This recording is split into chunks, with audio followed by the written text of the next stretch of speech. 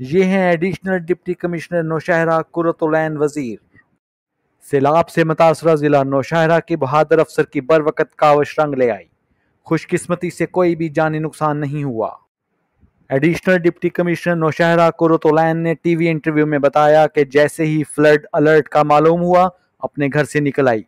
मेरा अपना घर पानी में डूब गया, ताहम इस वक्त फैसले की घड़ी थी। असिस्टेंट कमिश्नर नौशहरा ने कहा कि मैंने फैसला किया कि नौशहरा के लोगों को बचाना है। इसके बाद मैंने अपनी 18 माह की बच्ची समेत शोहर को वहीं छोड़ा क्योंकि मुझे अपना फर्ज निभाना था। इन्होंने मजीद कहा कि मेरे घर में अभी भी पानी खड़ा हुआ है। पहले मैंने ऐलानात करवाए कि सैलाब आने वाला है, घर खाली कर दें। फिर मस्जिद जाकर मैंने खुद ऐलानात किए, मगर लोग घरों से निकलने पर रजामंद नहीं थे। आखिरकार डंडा लेकर निकली और हर दरवाजे पर दस्तक देकर जबरदस्ती निकाला। आज फख्र से कह सकती हूँ कि मेरे जिला में कोई भी अमवात नहीं हुई। असिस्टेंट कमिश्नर ने कहा कि मैं पहले फेज में कामयाबी के बाद दूसरे मरहले में तमाम तवज्जो कैंप्स पर है।